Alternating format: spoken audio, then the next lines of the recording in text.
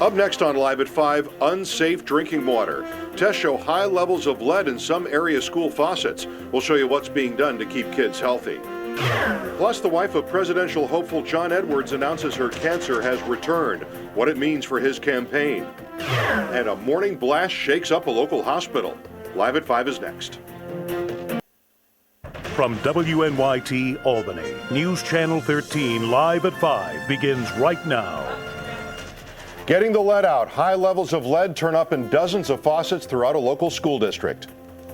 Good evening and thanks for joining us. I'm Jim Kambrich. And I'm Benita Zahn. The Albany School District says the discovery was made during voluntary testing of 400 faucets and fixtures. While a majority were deemed safe, 32 contained high levels of lead. Schools with the faulty fixtures include School 19, Toast, Giffen Elementary, Arbor Hill Elementary, North Albany Academy, and Pine Hills Elementary School. That's where News Channel 13's Subrina Dhammi is, and she joins us now with more on tonight's top story. Good evening, Subrina. Good evening, Jim. Well, the parents we spoke with here at Pine Hills Elementary School while they were picking up their children today say they have not received notice yet from the district about this, and they tell us they're shocked and concerned to hear that Pine Hills Elementary School, since it's one of the newest schools in the district, had lead in the water since it was just renovated. Yes, and I'm really upset about this because this is a brand new school, so everything should be up to code. Parents at Pine Hills Elementary School say they're wondering if the water at the school is safe at all. Because of course my son uses the water fountain, so I'm actually a little scared actually.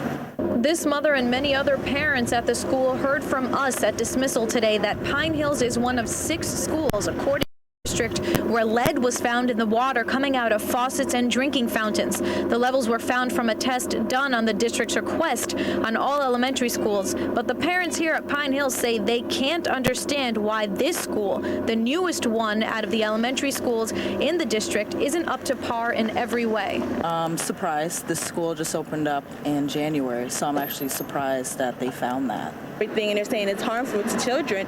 So yes, I'm very concerned. I'm going to call the principal tomorrow morning while I'm at school to find out what's really going on.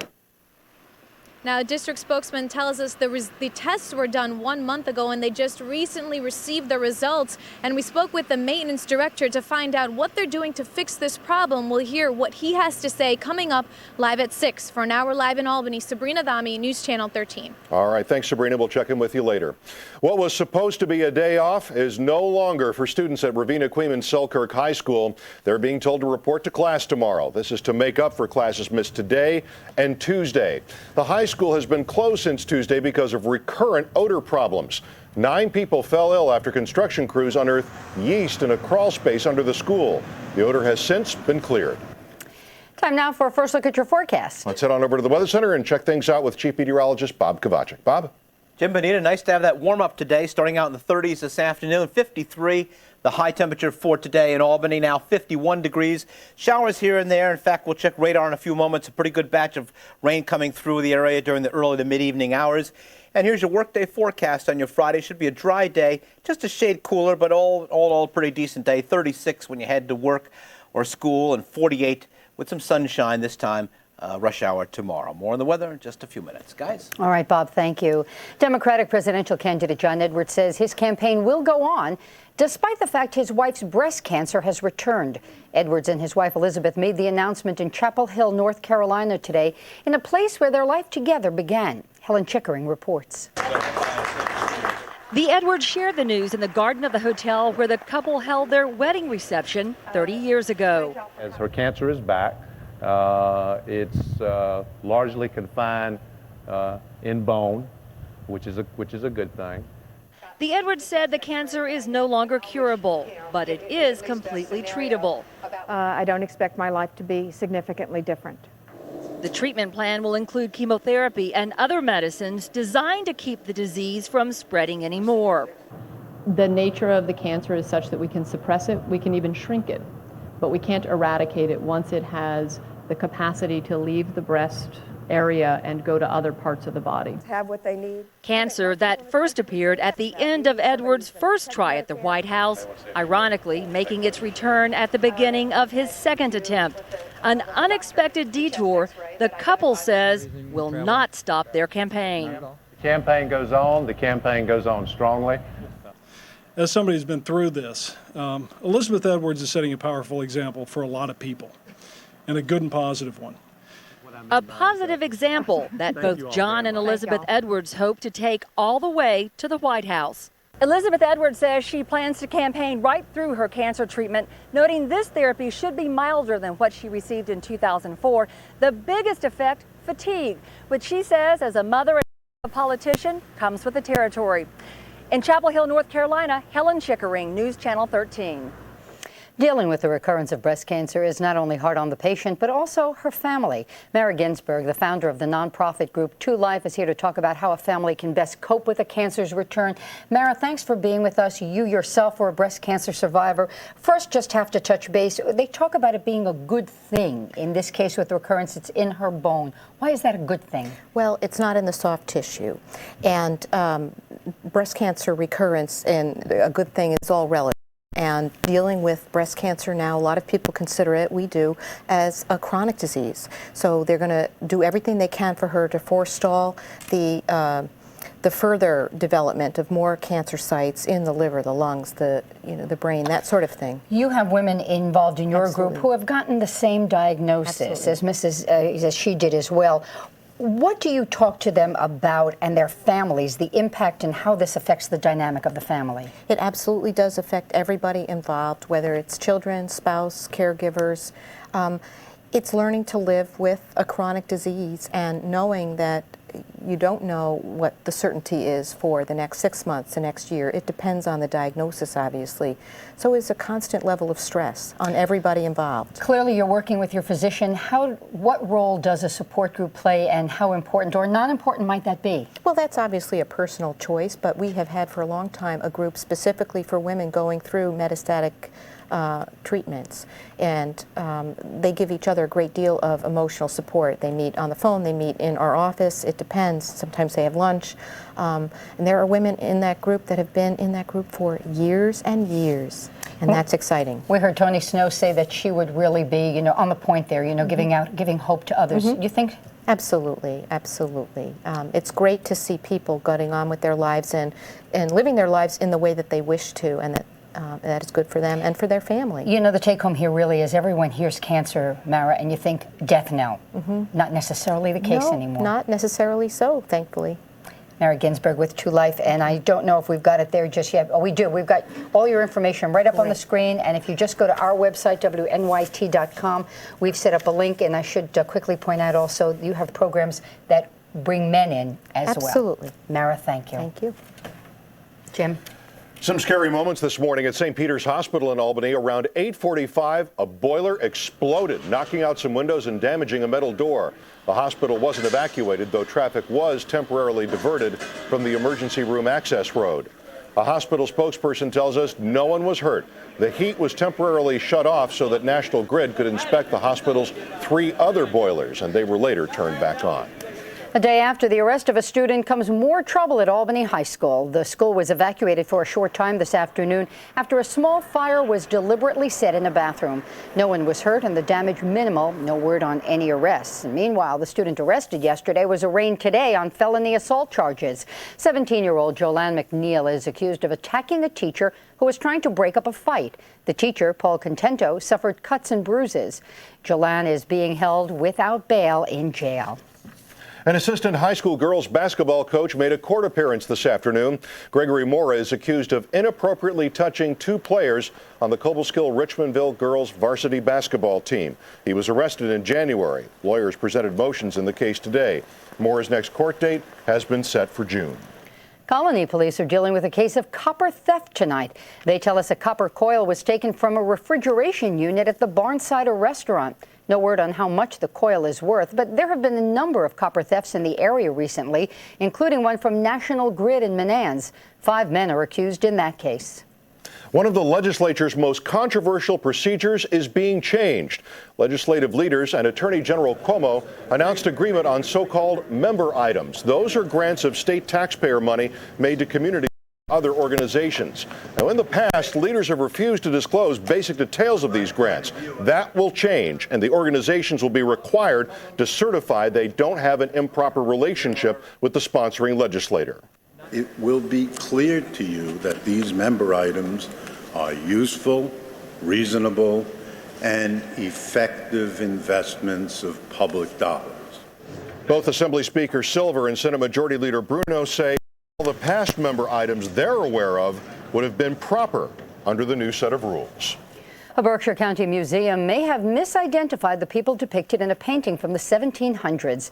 Historian and retired airline pilot Lyon Mills has been researching this piece of art for more than 10 years. The painting hangs in the Mission House Museum a few miles from his home. For centuries, the people in the painting were believed to be Reverend John Sargent and Mohican Indians he befriended. But Miles says the 18th century artwork actually shows Sir William Johnson and famous Mohawk Indians who lived in the Mohawk Valley. Coming up live at 6, Jessica Layton sorts out this art mystery. Interesting story. Can't wait to see it. Spring training gets a little ugly for St. Louis Cardinals after their manager gets taken away by the cops. We'll let you know what Tony La Russa is accused of doing. Plus, how a woman's dentist might be able to tell if she's at risk for osteoporosis. That story is in my health report coming up. Live, local, late breaking with Benita Zahn, Jim Kambrich, and meteorologist Bob Kovachick. This is News Channel 13, live at 5. News Channel 13 is sponsored by Great American Awning.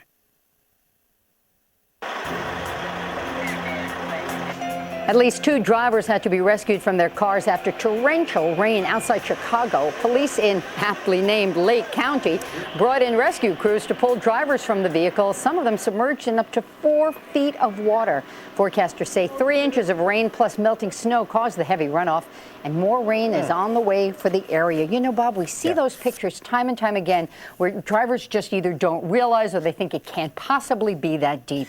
And water has a tremendous force. It doesn't take a lot of water or a lot of depth to move cars and to push them off the highway and whatever. So you're right. But until it's spring with these heavy rains around, we've got some showers coming through tonight. In fact, we had a couple of reports of some thunder in parts of the area earlier this afternoon. 40s seem likely, maybe some low 50s this weekend, and even still relatively mild the first part of next week. We had a little dose of rain come through parts of the area earlier today. In fact, that first little line that came through Hamilton, northern Fulton, and southern Herkimer early afternoon produced us a couple of thunderstorms, and you can see a pretty wide area of rain now progressing across the area. So we'll have some rain for a while this evening, and then some bursts of heavy rain for a brief time as well. Let's go to First Warning Live Doppler right now. Temperatures are still mild, pretty much locally in the Tri-Cities, in the 50s from Niskayuna to Bald Mountain here in our studios in Manans, 55 in Cairo, Durham, 58 in Cobleskill. Rain cool there, though.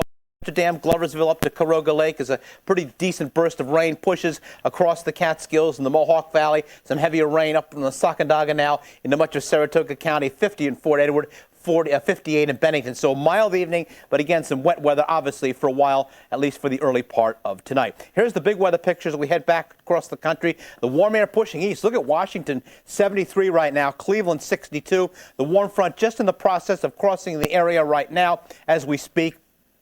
So we'll spend part of the evening tonight in fairly mild air mass. Then this cold front now just coming into, let's say the extreme eastern Great Lakes. Let's dive down, get rid of the clouds. Go. Thank you. Here's the showers coming across the state right now. So we're going to get a good burst of rain come through as the warmer air sweeps in. And then we'll get a wee bit cooler tomorrow. Again, that front is not dramatically colder, but temperatures will be a few degrees lower tomorrow. Breezy and cooler tomorrow in the Tri-Cities, mid to upper 40s as opposed to the mid 50s today with a few scattered clouds. Should be a dry day with some sunshine. Same story in our southern viewing area through the Schoharie Hills into the Greene County Catskills. Breezy, cooler with a mix of sun and clouds. Into the Berkshires, 45 to 50 should do it, as it will be in Columbia County. Just maybe a stray shower early on in the day there. Up into the North Country, temperatures in the 40s, up into Saratoga County and Glens Falls. And finally, north of the Mohawk Valley into the Adirondacks, mostly in the 40s. A little cooler tomorrow with a breeze here and there and maybe a stray shower. All right, let's go to the forecast. 35 tonight. Showers early on tonight. Maybe even a rumble of thunder, breezy, clearing later on. Again, some of that rain could be briefly heavy through about 9 or 10 o'clock. Tomorrow, a day that's okay, a little cooler, but 48 is acceptable. Mix of sun and clouds, just maybe a scattered shower. The weekend, here and there, a little rain, mid to upper 40s. We thought it'd be warmer, but it looks a little cooler. 51, 58, 54, 50. So early next week looks fairly mild, little rain, but no snowstorms. And I say that because we all know until what? May sometime? June. We ain't out of the woods. All right, Bob, thank you. Thanks, Bob. Straight ahead, a hidden camera in an unwanted place. How police say a man managed to get away with secretly taping his roommates for months. Then the Material Girl shows a new side of herself. Why it has heads turning in London. Coming up. I'm Elaine. Houston coming up live at 5:30. Passport delay, why you need to act now if you plan to leave the country this summer. And more TV choices, how NBC hopes to take on YouTube to give you more viewing choices. Those stories plus Berkshire, Saratoga, and Washington counties as News Channel 13 continues.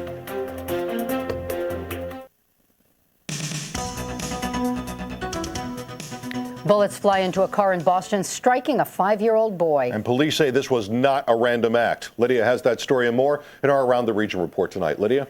Jim and Benita, 5-year-old Sheldon Mathias was riding in a car with his mother, her boyfriend, and another man when a car pulled up and someone began firing. This happened last night on Interstate 93. The little boy was hit in the torso and rushed to Massachusetts General Hospital. Now he is expected to recover. The Suffolk District Attorney says the violence was not random. The car with the gunman had been tailing the other car before pulling alongside. And the DA says he will make every effort to catch whoever is responsible. A potentially hazardous find forces police to evacuate a neighborhood in Philadelphia. A nuclear gauge containing a sample of a radioactive isotope. The homes were evacuated to make sure no one was exposed to radiation. Police say the device was stolen Monday from a construction site. It's used for soil testing. That is absolutely the most horrible thing I've ever heard. The complete violation of privacy. Wow, taking a shower never seemed so dirty. Police in Manchester, Connecticut arrest a man who they say was peeping on his roommates in the shower. The taping was able to go undetected for months because the camera was hidden inside a shampoo bottle. A female roommate discovered the camera and wires connecting it to a computer. Police seized that computer and are now dissecting the hard drives to find out how many times the man recorded his roommates. Finally, a homework assignment sends the police after a Framingham high school student. 18-year-old David Goodhue faces a charge of disorderly conduct. He went to a home this week wearing a gruesome Halloween mask. An 85-year-old woman answered the knock on her door and was so scared she started screaming for help. Goodhue's sociology class had been assigned to gauge the reaction of people to an act outside of social norms. Benita and Jim, how much you want to bet that's not going to be given out again? And no. No, I don't think so. If he gets an A, it will be behind bars. Coming up, predicting bone loss from a woman's teeth. Plus, why men conceive through fertility treatments could have problems conceiving their own children later in life. And police arrest the manager of the World Series champs. We're going to tell you what Tony La Russa is accused of doing that landed him in jail.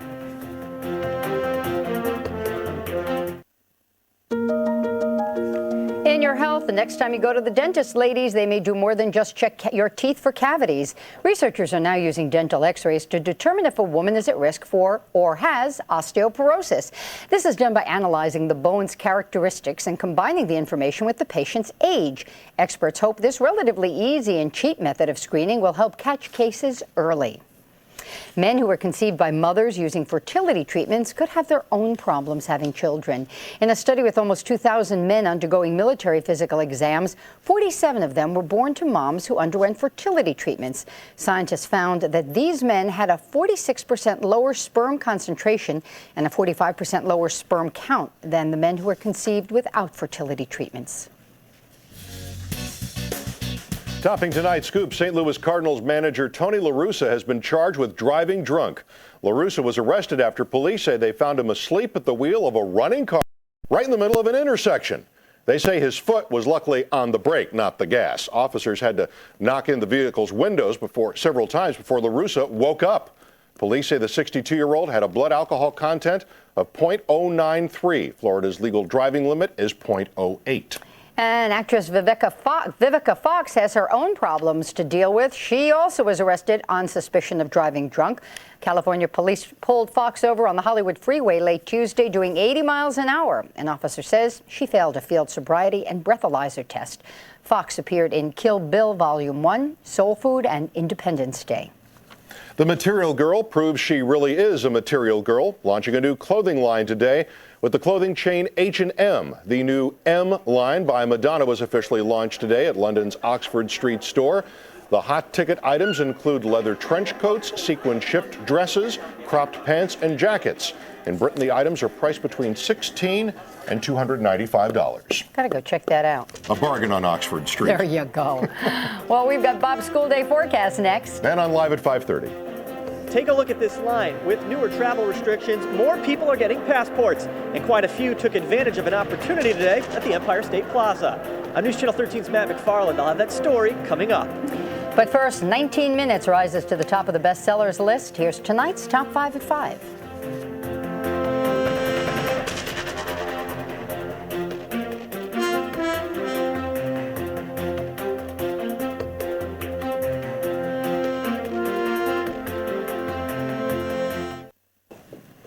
Finally tonight, some local kids are helping to shave the way to cure cancer. As part of a nationwide event this Sunday, children and volunteers will gather at the Albany pump station for St. Baldrick's Day. More than 40 local children will shave their heads to raise money for the Children's Research Center. For more information, we've set up a link on our website at WNYT.com. And just a quick reminder, if you're interested in growing your hair long for locks of love, go to my blog site on our website and share your story with us, as a lot of folks were doing. Because that's what you're doing. Right, and the stories are great. And if you've got an event coming up, let us know, and we'll publicize that as well. Perfect.